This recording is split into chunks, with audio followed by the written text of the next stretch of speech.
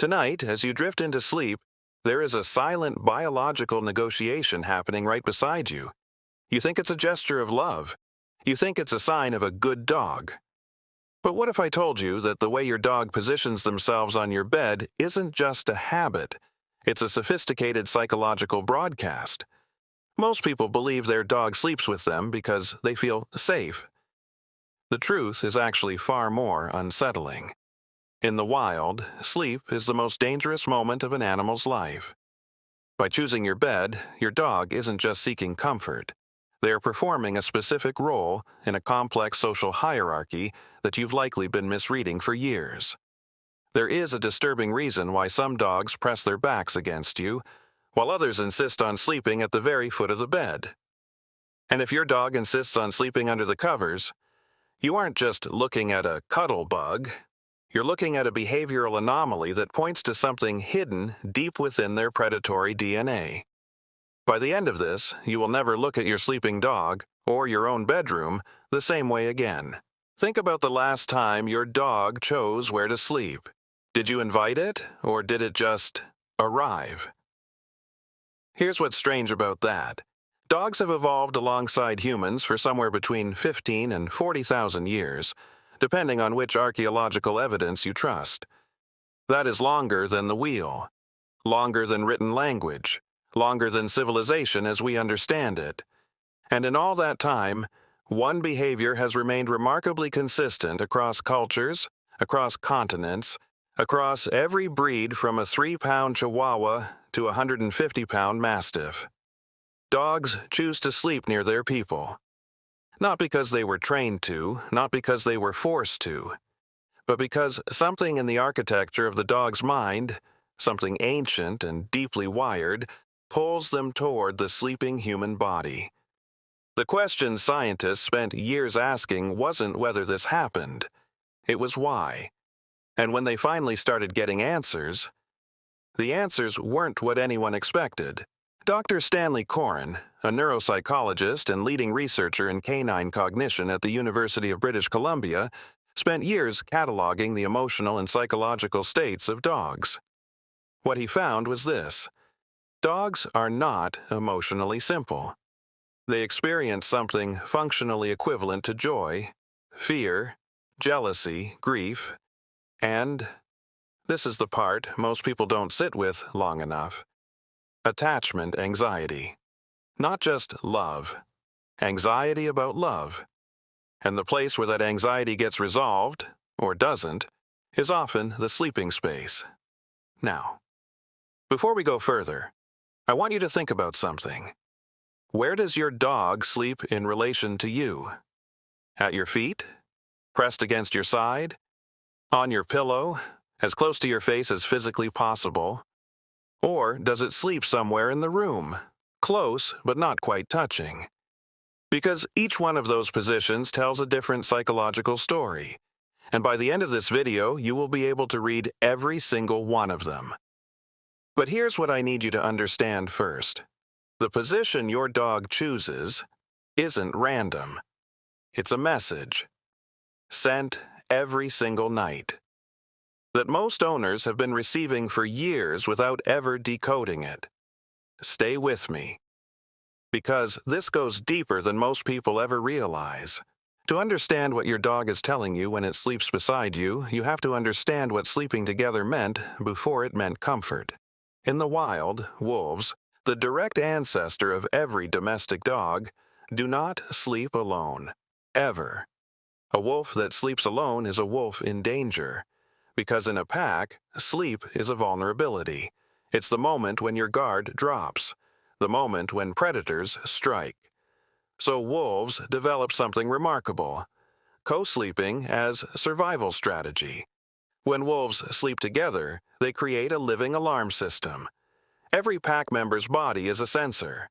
Every twitch, every shift in breathing, every sudden stillness, the entire group registers it even while unconscious.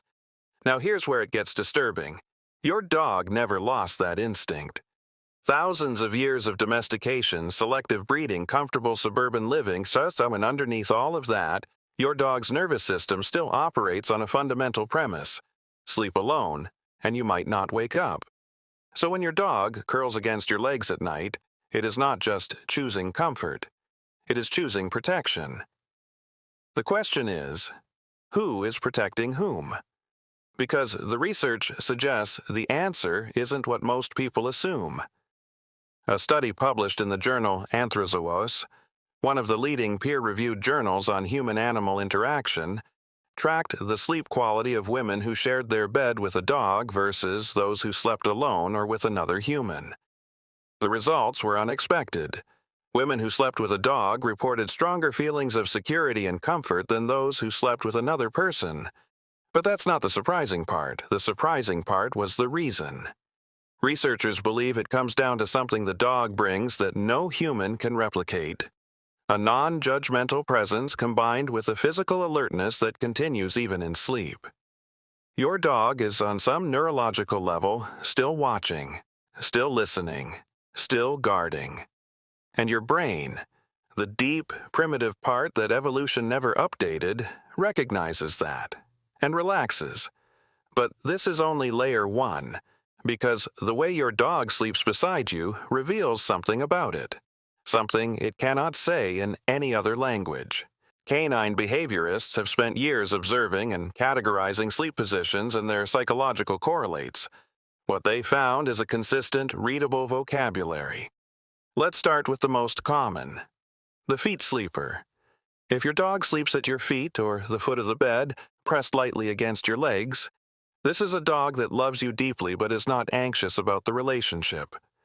Psychologically, this is the most secure attachment style.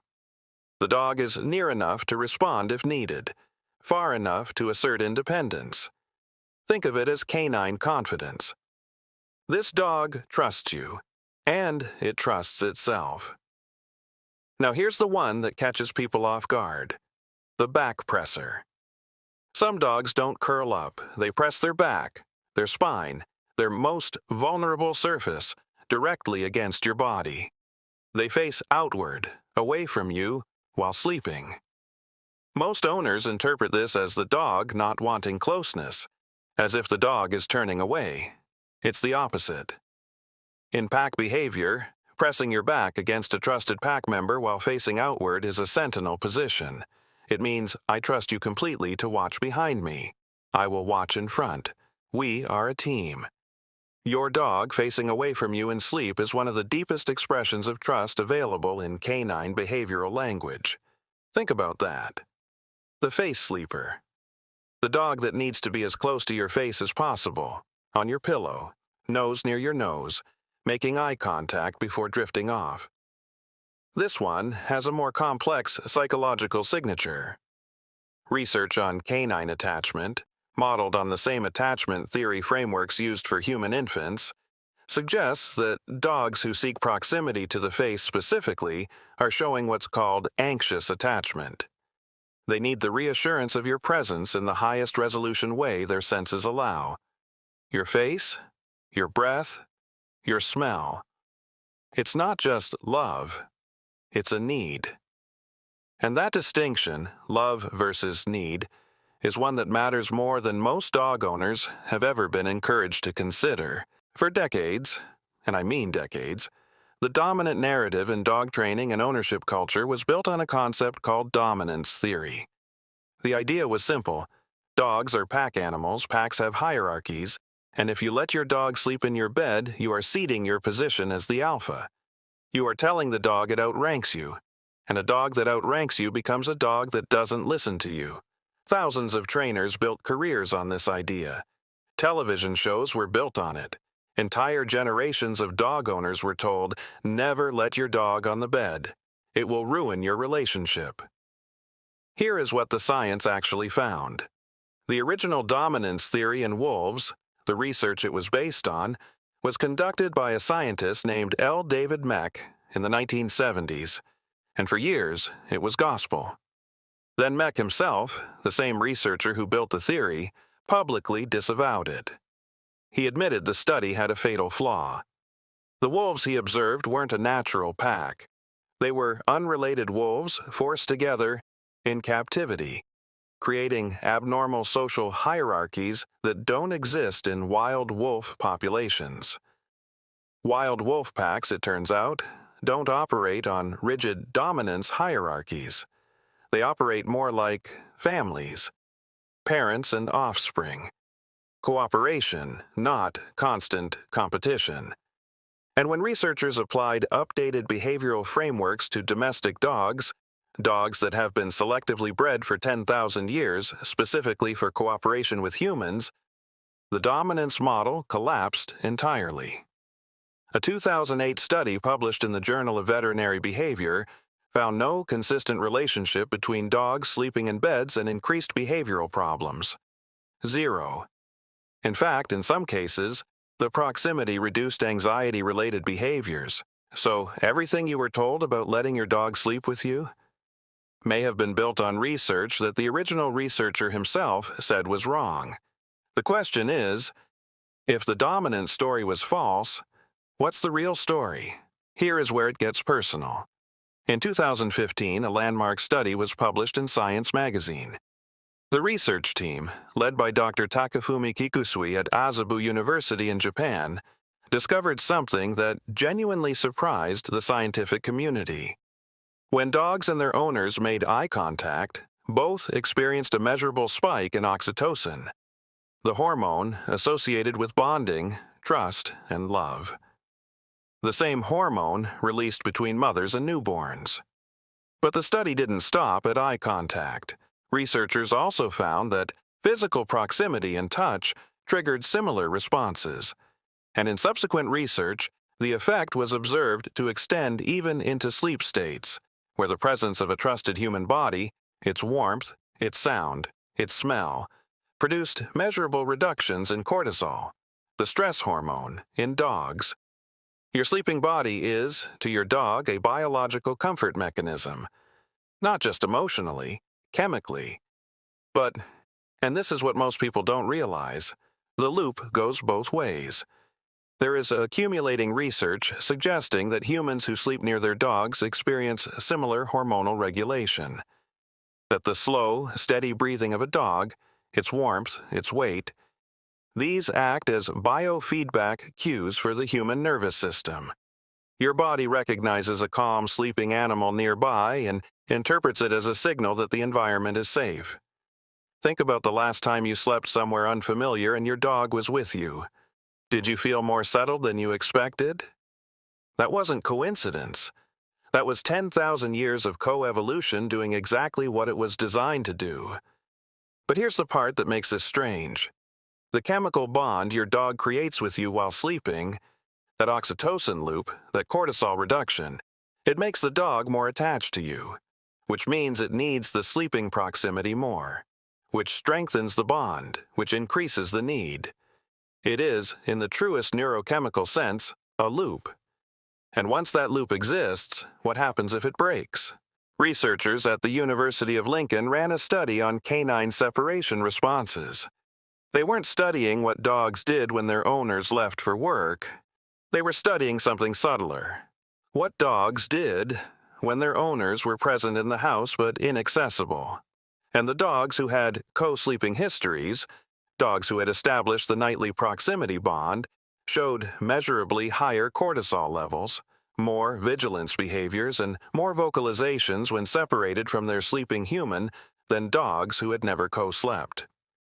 The bond created during sleep, it turns out, is a specific kind of bond, not stronger necessarily, but differently wired, because sleep is the most vulnerable state a mammal can be in, and choosing to share that vulnerability with another creature consistently, night after night over months and years, creates a category of trust that waking interaction simply cannot replicate.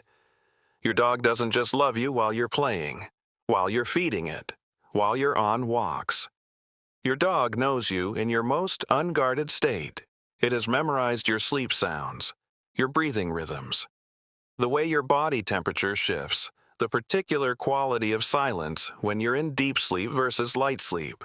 There are researchers who believe, based on behavioral observation, that dogs can detect changes in their owner's sleep architecture, that they respond to nightmares, that they wake before alarms, that they know your sleep better than you do, and they have chosen every single night to be there for it.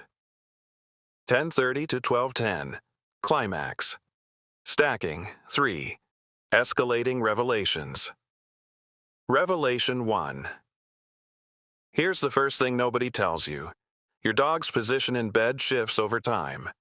And the direction of that shift tells you something profound about the evolution of your relationship. Dogs who start at the foot of the bed and gradually, over months, migrate toward your torso, your face, your pillow, are not becoming bolder. They are becoming more attached. The migration is a trust gradient. As their confidence in your reliability grows, they move closer, which means if your dog has slept in the same position for years and never moved, it either reached its comfort point quickly or something in the relationship dynamic has remained consistent. If your dog has drifted farther away over time, that's information, not punishment, not rejection, but information about how the relationship has changed. Revelation 2. Here's what's even stranger. Dogs who sleep near their owners spend less time in deep sleep. Think about that. They sacrifice their own restorative rest to maintain partial awareness of your presence. Their sleep cycles are shallower, more interrupted. Their brains are partially alert even while their bodies rest. This is not accidental. It is the wolf sentinel behavior, alive and operating inside your domestic companion. Your dog is, in the most biological and literal sense, choosing you over its own sleep quality, night after night, without complaint, without recognition. The sacrifice is invisible, but it is real. Revelation 3. And finally, the one thing that changes every single piece of this. Dogs, unlike almost any other non-human animal, track human gaze direction with the same level of sophistication as human infants. They follow your eyes. They read your face. They understand that where you look matters. And researchers have found that during the moments just before sleep and just after waking, are more likely to seek eye contact with their owners than at almost any other point in the day. These are liminal moments, the threshold between consciousness and unconsciousness. And your dog chooses these moments to look at you. Scientists believe this is not coincidence.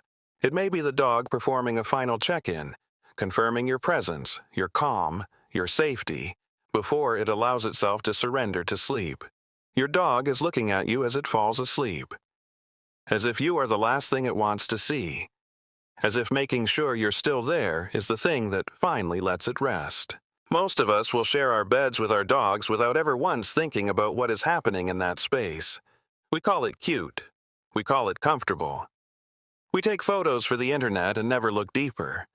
But in that small, ordinary moment, a dog pressed against your legs in the dark or curled near your pillow, or positioned with its back to yours like a sentinel, something ancient is playing out. An arrangement that predates agriculture, that predates civilization. That began around a fire somewhere before recorded history, when a wolf decided that the humans were safer than the wilderness, and a human decided that the wolf made the darkness feel smaller. 10,000 years of that choice, repeated every night. And your dog is making it still. Not because it has to, because it has decided, somewhere in a language older than words, that of all the places it could be, it wants to be here, next to you, while you sleep. That is not nothing. I want to ask you something, and I genuinely want you to think about it. Where does your dog sleep? Not where you let it, where it chooses to be. At your feet, pressed against your back, face to face on your pillow, by the door, keeping watch? And has that position changed over time, now that you know what it might mean? Leave it in the comments. Because the stories people tell about this, the specific, quiet, strange moments between dogs and their owners at night, those stories deserve to be heard. But here's where this gets even more unsettling. The The sleep behavior is just one piece. Because researchers studying canine cognition have found that dogs don't just monitor us while we sleep, they appear to monitor changes in us.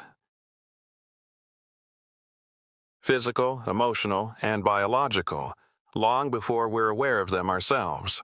There are documented cases, peer-reviewed, multiple countries, multiple conditions, dogs detecting cancer, detecting seizures, detecting panic attacks, before the person experiencing them had any conscious warning. And the question researchers are now asking is whether the nighttime proximity, all those years of sleeping beside you, learning your rhythms, memorizing your chemistry, is part of how they develop that ability. Whether your dog has been quietly studying you all night, every night, and what exactly it now knows about you that you don't. That story is waiting for you next.